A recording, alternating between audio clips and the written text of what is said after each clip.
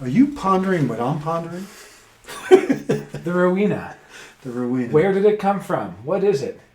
It's a portal, I guess. How could a nihilist like Ra have his encounter there? Do you know what happened to it? No. Well, this is great. So, I might have heard it, but... Yeah. So this is great. So years after Ra had his experience, the owners of the land came to him and they said, "You're not really attached to this Ruina, are you? We know you had some spiritual experience there, spiritual, demonic, who knows what, right? From how their perspective. Do you mind if we just bulldoze it and put our guest house there?" And he was like, "Nothing would make me happier." Really. And apparently they were annoyed because people were always asking to stay there, not because of the human design reason. Nobody ever came to them for that. Just random. They lived outside of, this place was right outside of San Juan in Ibiza. And San Juan is a real hippie town. And so hippies just literally saw this Ruina and were like, "Can we sleep there?" And they just got annoyed. Like, little did they know they were asking to sleep in the place where Ra had his encounter with the voice. But pre-Airbnb, I guess. Yeah, exactly. There should be a Do they Ruina take Venmo B&B. for that Ruina? There's got to be some kind of Ruina B&B. I mean, so someday someone will like recreate it and give you the whole Ruina experience. When I hear about the Ruina and his experiences of staying there, and then before that in the tree and all this crap, I'm like, this thing should be bulldozed. Because I'm like, I don't know how anyone lived in it. Yeah. Based on this description of it and some pictures and stuff. There was half of the ceiling was caved in. I'm like, and, you have a dog under there just sitting there, just still as can be. Yeah. Barley Barker or whatever. Yeah, Barley Baker. It was a Barker, I guess. I guess. But so at the moon with Ra. So I actually went back to the site of the Ruina just because I was curious. I was there in Ibiza, and now it is a guest house, and sure enough. But what's funny is this is something that Alok Diaz said. He pointed out that the house that they built there is a really nice house, and it has a big picture window. And then right in front of this picture window is a honking pillar for like seemingly no reason. There's just a pillar like right in the middle of the window. Yeah. They built the pillar to hold up the roof. And you go, why the heck would they put a pillar there? And Alok's joke is that that's the revenge of the design crystal bundle. That they had to put a pillar because that's where, the cistern was. The earth wouldn't. So it's just like this big middle finger emerging out of the ground going. Fucking build my Ruina, will you? Yeah, or just this is the design principle. There's always a pillar in front of, it's like everything. There's always a limitation to the form.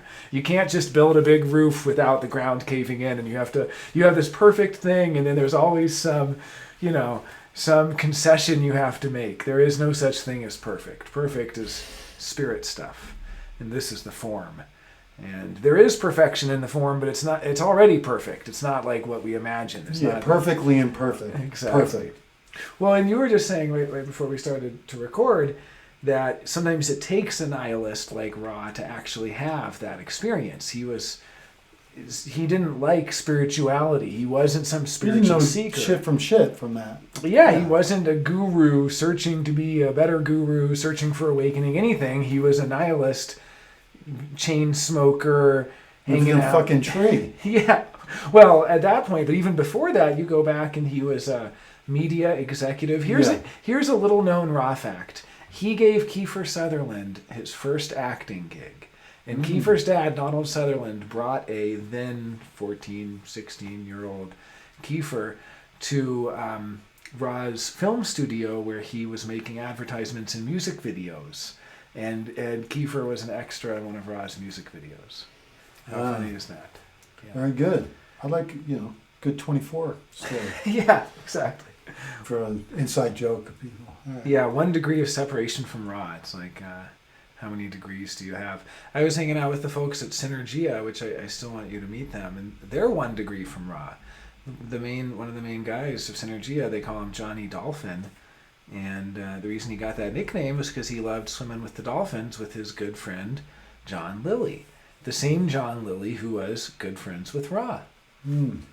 And the same John Lilly who was an early ketamine experimenter, and Ra would experiment with ketamine with him, and that was Ra's first mystical experience in some sense.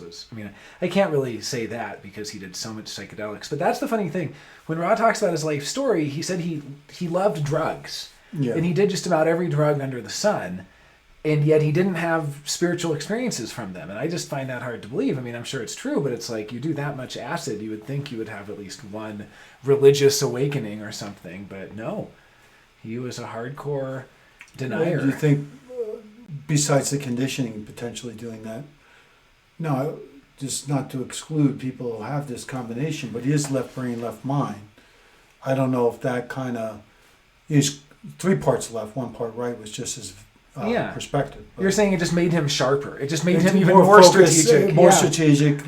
Eliminate a lot of things that were extraneous. That's one of Terence. Even in that state. That's actually Terence McKenna's theory about how consciousness evolved, where monkeys, certain tribes of monkeys, or certain groups of monkeys, societies. Have you seen Chimp Empire? Or what's it called? Something Empire. It's so good. What, Chimp? With Chimp in the title or Planet of the Apes? No, there's a documentary series that shows this amazing culture. Documentary. Now you started with that one. It's so good, yeah. Have you seen a documentary, Mark? Yes, plenty. Okay. But that actually, what helps is it eliminates a lot of other choices. Yeah, exactly. Well, in any case, the theory from Terence McKenna is that certain chimpanzees began to have a symbiotic relationship with certain roaming cattle, and all the mushrooms, the magic mushrooms, grow in the cow dung, and so they would follow them around and eat these mushrooms, and they actually got an evolutionary advantage purely from a strategic level of having enhanced night vision, enhanced sense of hearing, enhanced sense of smell, so they could avoid predators. So that's the kind of thing. It's like maybe the left variable doesn't take psychedelics and have some wild experience. It just becomes a more perfected killing machine or a more perfected apex predator. More heightened focus, more strategic, more limited in a sense. It's a performance enhancer, yeah. So it's, it's maybe that I haven't studied it enough or myself gotten to the place where I'm seeing stuff from drugs. Now, I've seen plenty of things without drugs. You don't need drugs. Well, it has been my experience. There was a period of time, 5 years, I was seeing all kinds of shit all the time where I'm just saying, all right, I'm not going to even I'm not going to tell people anymore about this. There's so many times I'm like, no, I'm not even doing it anymore. Yeah. And then I just started picking up doing it more again. But, there was a time where I would see all kinds of stuff, and it wasn't on anything. There's that great quote from Salvador Dali where he said, "I don't do drugs, I am drugs." And that's, our chemistry is drugs. We're always producing something. We're producing something. Something, yeah. Something's being produced. Yeah. And sometimes, it's always, do drugs alter that? Can they change it? We have the melancholy of individual circuitry. We got potential depression in the formats and melancholy.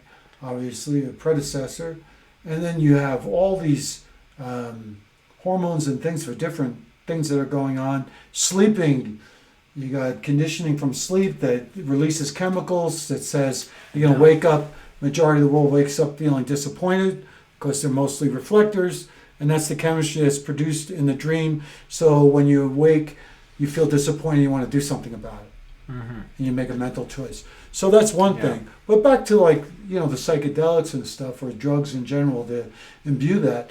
And back to Ra is that, what was interesting for me to see, and for other people in other modalities that have brought to, there have been people that you wouldn't think would be the messenger, who then, because of that, can make a great messenger.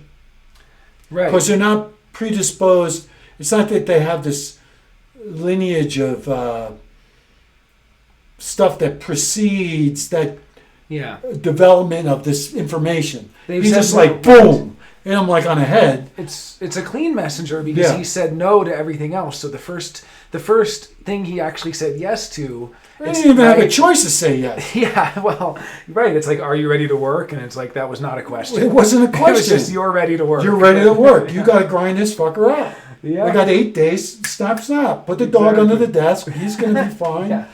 And that's it. Yeah. Yeah. Exactly. Wow. Yeah, just kick him a little bit. You don't mind. Yeah. Well.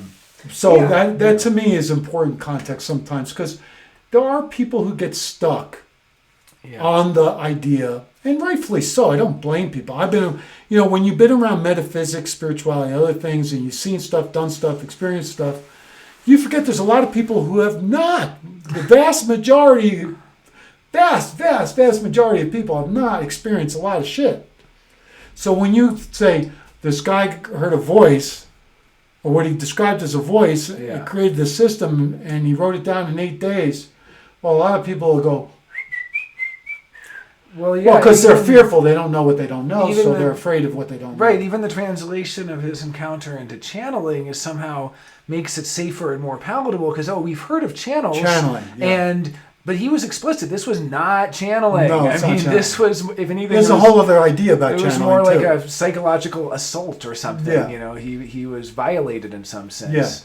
Yeah. Well, he lost all that water, body yeah. fluids. Yeah. I mean, he really was there to have that experience. And like you said, at least in his opinion, he doesn't think without all those drugs he could have handled the experience itself. Yeah. So in the point that, and that's another point, because a lot of people harp on the drugs. You just make all this shit up.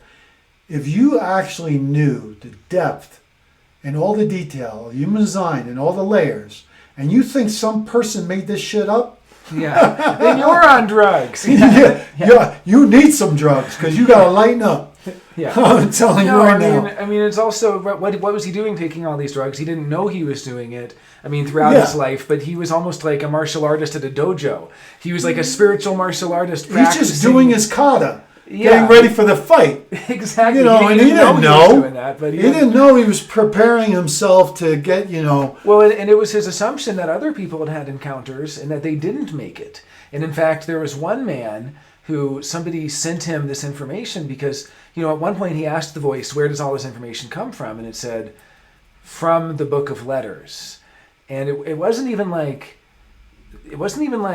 from the Book of Letters. It was like from the Book of Letters in some sense. It was almost like meta from the Book of Letters. Yeah. Like there was an excerpt, an extra layer called from the Book of Letters that he then was able to access through this voice. And what's funny is, at one point, somebody who knew this obscure fact, years after he'd had this encounter with the voice, told him and said, Ra, I heard from a friend who works in a mental institution, there was a man who went totally mad and was talking about this incredible encounter he had, and I thought of you, and they found in his cell his scrawling, and it said it was from the Book of Letters.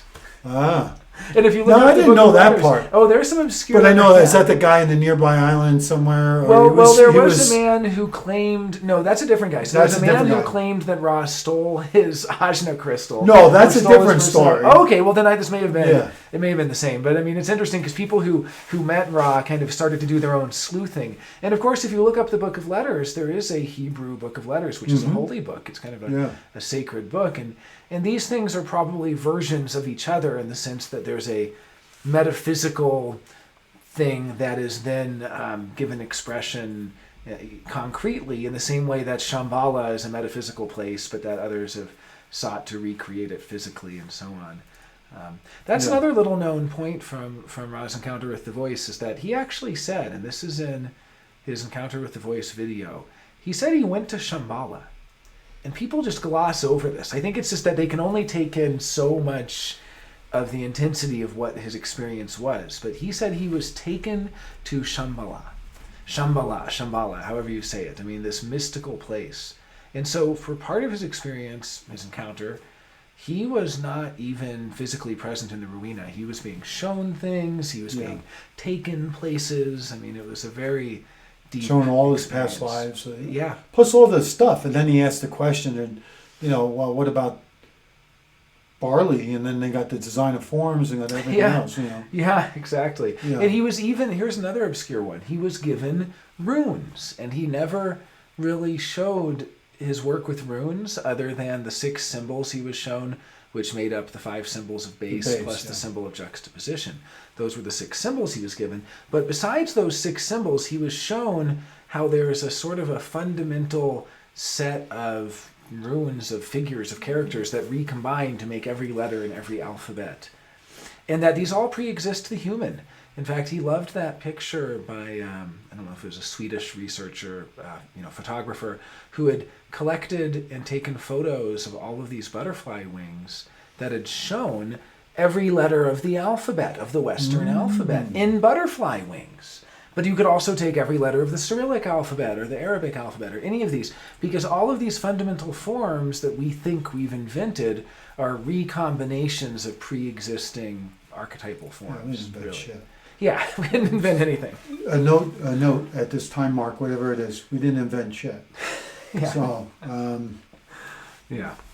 It's coming from somewhere. And he didn't invent the system either. I mean, he didn't invent human design. He simply did his best to structure it and to make it so we can assimilate it. And he had to refine it, and he had to disperse it over time. One, because it took time. Also, he was getting additional information from the extra crystals. Yeah. And just, he was a student as well as the messenger. Yeah, he was the first student. He was the first there's student. Courses that got done, and I said this, the 3-year PhD psychiatry, rave psychology courses, that they could have been done combined in less than a year easily and get the depth of it. He had a lot of filler, and things changed. They changed it to in a 1.5-year science of differentiation program after that. I said that makes sense because there was so much filler and repeat and stuff, and you got to expect that with a lot of stuff you get from Ra. But the point being is, he would introduce stuff and then he would refine it, and he would feel it out and see and get and look at it a little more, and it would get a little more refined in its expression. And some people have a problem with that. Yeah, I don't at all. I mean, because I see the validity in the actual information. And he's just trying to communicate it, and sometimes he got better at communicating it by telling the same story 3 or 4 times in slightly different ways, or using the same concept in different ways. Yeah, I really appreciate that. So and it is interesting. He died right soon after all the information that he had on the basic, ended with variable, and holistic analysis were the last kind of areas where he put his attention, and that really it was the whole bow to the whole box, he put on top. And then, then he passed right after that, soon after. So he got it all out, but now it's up to every one of us to take the information. And like I always like to say, is the mechanics don't change, it's our understanding of the mechanics that change. Yeah. And because the mechanics don't. They are what they are. And you can't take some and not take the other. There's a lot of people who like to do that. This I agree with, I'll take that, and this I don't agree with. Have we all done that at some point? I would imagine. But I would just say to people, learn the material all the way, then make a decision of what you want to leave out. Absolutely. What you don't want to include or focus on. But there's a lot of people making judgments about it that don't know a lot about it at all. And that happens. That's human nature. Yeah, I've been thinking a lot about recognition, which of course is a keynote we apply to the projector, but also the projector sort of being the poster child of the nine-centered being. And at a mechanical level, what the nine-centered being needs the most is this projector guidance, this one-on-one, one person at a time. It's so personal empowerment. There's no longer the mass movement of everyone following one leader. It's like you follow the leader because you recognize their leadership now, and you appreciate them, and you invite them to lead you, and all of this. And I've been thinking about recognition just in terms of what it is that awareness is actually here to do, in that you can only really give outer authority from what you've recognized, and once you recognize something, you can't unrecognize it. It's permanent. It's like the permanent shift in awareness where once you've seen it, you can't unsee it. And you just go, oh my God. And it might not always be as profound as it is that first moment. Eventually it might get old hat and something else becomes profound. But it's kind of like what Jung said, where and I think I do see Carl Jung as very proto nine-centered, even though interestingly Ra's friend Jürgen brought human design to the Jungians, and they had no interest in it. But it's like by that time they'd already sort of become too solid in their practice. The Jungians. Yeah, they weren't him. They weren't Jung. Yeah, they were yeah, Jungians. But Jung said something great, which he said, we never solve our problems, we outgrow them. And it reminds me of this idea that the projector isn't here to solve the problem in the way that the manifestor does, or that the generator builds their way out of it. The projector is here to recognize something that basically that recognition itself is growth, so that you can no longer even ask the old question, because the old question seems silly, because you've recognized you can't unsee this new way of seeing things. It's like all the questions I had that human design eradicated, now I can't go back and ask them because they just don't make sense anymore. So it's not that they were ever answered, they were just 100%. They were just discarded. Yes. And it's because of recognition. And so recognition has such this important thing where the projector is only as good as their own recognition. And it's like so many projectors wanting to be recognized when what they really should strive for is to recognize. That's how they get recognized. Exactly. That they Their ability to recognize the other. Yeah, that they see something, to recognize the other, to recognize what's really going on, to recognize the weak points in the system, to recognize what should be done, to recognize, all the endless ways you can understand recognition is like the intelligence and the awareness of the projector is what they're here to do. Mm-hmm. And I love that rock quote where he says, projectors are not here for the material transformation of the earth, of the plane, the Maya.